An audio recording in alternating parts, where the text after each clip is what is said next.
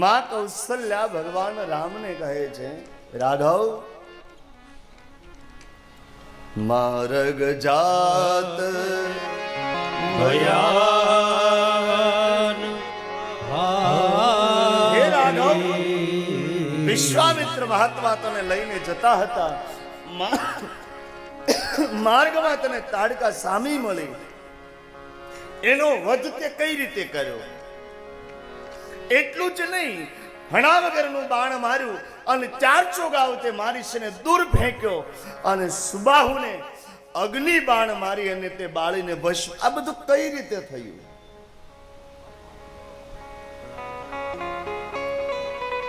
તારી ક્યાં ઉંમર અને ક્યાં ભયાનક બધા અસુરો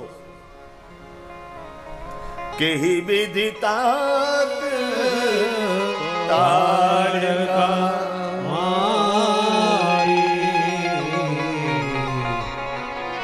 તાડકાનો વધ, સુબાહુનો વધ. અને હા બેટા, વિશ્વામિત્ર બાપજીનો તે યજ્ઞ પૂર્ણ કરાયો. મેં સાંભળ્યું છે કે અહલ્યાનો તે ઉદ્ધાર કર્યો. અરે બેટા, એ બધું તો છોડ, પણ વિશ્વામિત્ર હર્ષુરામજી જેવા ક્રોધી વ્યક્તિ તને પગે લાગીને જતા રહ્યા. મહાદેવનું કઠોરમાં કઠોર પિનાક ધનુષ એને તે કઈ રીતે તોડ્યું? આ બધું કઈ રીતે થયું? અને તુરત જ માએ પોતાના મનને વાળી લીધું છે. માં કૌશલ્યાને લાગ્યું કે માં પોતે પોતાના દીકરાને વખાણ કરે બરાબર નથી, એટલે માએ તુરત જ ભગવાન રામને કહ્યું છે, બેટા તાડકાનો વધ તું ન કરી શકે, ભણા વગરનું તું બાણ મારે અને 400 ગાવ તારાથી મારીશ ને તું ફેંકી જ ન શકે, સુબાહુનો વધ તું કરી જ ન શકે. અહલ્યાનો ઉદ્ધાર, પરશુરામજી જેવા ક્રોધી વ્યક્તિ તને પગે લાગીને જતા રહે, મહાદેવનું ધનુષ્ય તારા હાથે તૂટે, આ બધું શક્ય નથી, તું ન કરી શકે, કારણ તું બાળક છે. પણ આ બધું તારા હાથે થયું છે એનું એક કારણ છે, સકલય માનુષ કર્મ તુમારે,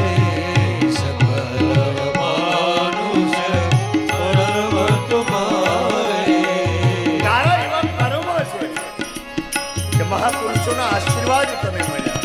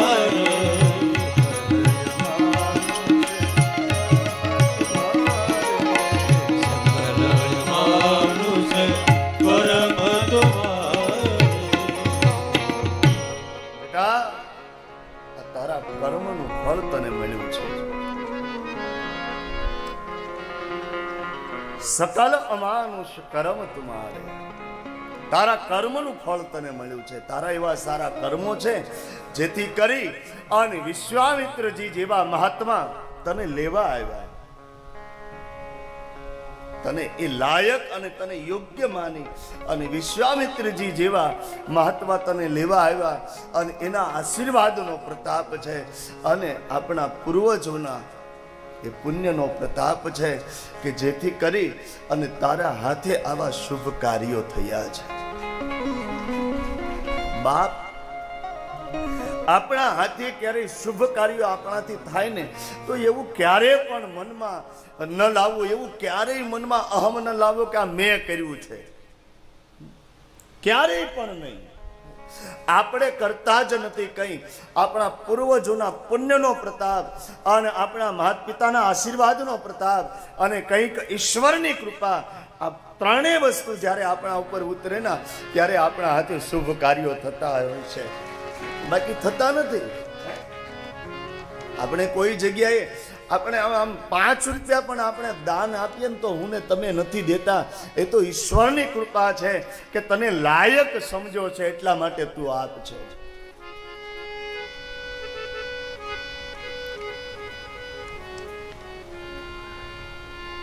સકલ માનુષ કરણ તુમ્હારે. માનસ તો ત્યાં સુધી કહે કર્મ પ્રધાન વિશ્વ કરી રાખા, જો જસ કરી તસ ફલ સાખા. જેવું કર્મ કરશો એવું ફળ મને ને તમને મળવાનું છે.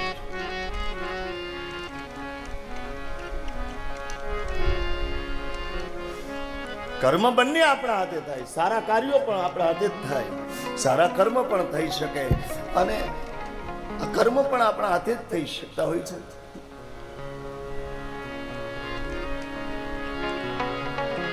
બધાને સારા જ કર્મ કરવા છે, બધાને સારું જ કરવું છે, છતાં પણ નથી થઈ શકતું.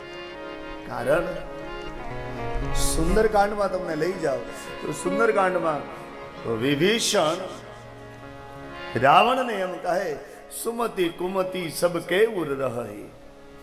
મોટા ભાઈ, સુમતિ અને કુમતિ બધાયનામાં હોય છે. દરેક વ્યક્તિનામાં સુમતિ પણ હોય, કુમતિ પણ હોય.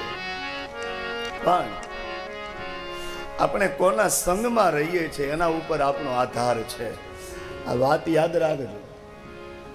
સુમતિ કુમતિ સબ કેઉર રહે. દરેકના હૃદયમાં, દરેકના જીવનમાં સુમતિ કુમતિ હોય જ. આપણે કોના સંગમાં રહીએ છીએ એના ઉપર આપણો આધાર છે. કોઈ એવા માણસના સંગમાં આપણે રહેતા હશું તો આપણામાં કુમતિ બળવો કરશે અને કોઈ સારા માણસોના સંગમાં રહેતા હશું તો આપણામાં સુમતિ બળવો કરશે. માં કૈકેયી એના વિચારો સારા જ હતા. કારણ કે માં કૈકેયી પહેલો પ્રશ્ન મંથરાને એ પૂછે કે મંથરા કુશળ રામ મહીપાલ, મારો રામ કુશળ છે ને? આમ એને એના ખબર અંતર પૂછનાર એ માં કૈકેયી રામને વનમાં કેમ મોકલી શકે? આપણે એવું પણ માની શકીએ કે ભાઈ ઈશ્વરની લીલા હતી આમ, પણ આનું અધ્યાત્મ મારે ને તમારે દર્શન કરવું હોય તો કેવલ એટલું જ થઈ શકે.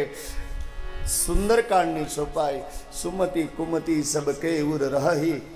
સુમતિ અને કુમતિ બધાનામાં હોય, પણ જ્યારે મંથરાનો સંગ થયો અને કુમતિએ બળવો કર્યો અને માં કૈકેયીએ વનવાસ માંગ્યો રામ માટે. કેવું જીવન જીવીએ એ મહત્વનું નથી, કેવાની સાથે રહીએ છીએ ને એ મહત્વનું છે.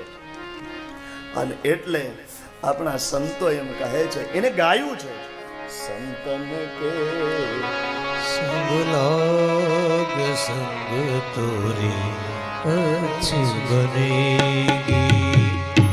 સંતન કે સંગ લાગ સંગ તોરી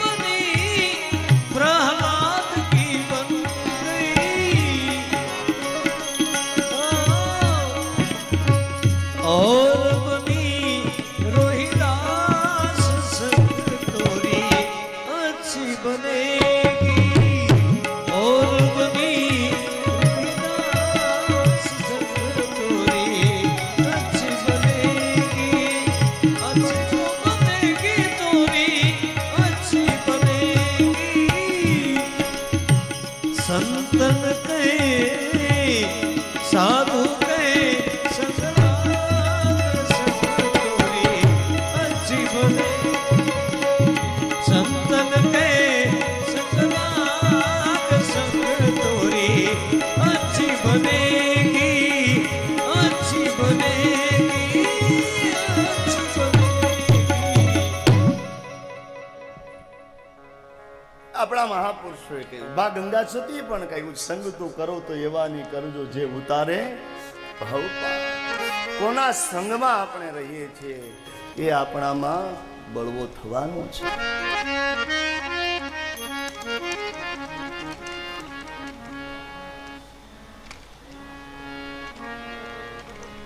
તો માં કૌશલ્યા એમ કહે છે, રાઘવ,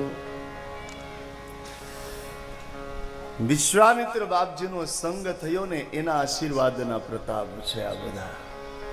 કેવલ કૌશિક કૃપા સુધારે, એની કૃપા તારા ઉપર ઉતરી છે. ઈશ્વરની કૃપા આપણા ઉપર ત્યારે જ ઉતરે જ્યારે આપણા માવતર, આપણા પૂર્વજો, આપણા વડીલોના આશીર્વાદ આપણા ઉપર હોય ત્યારે.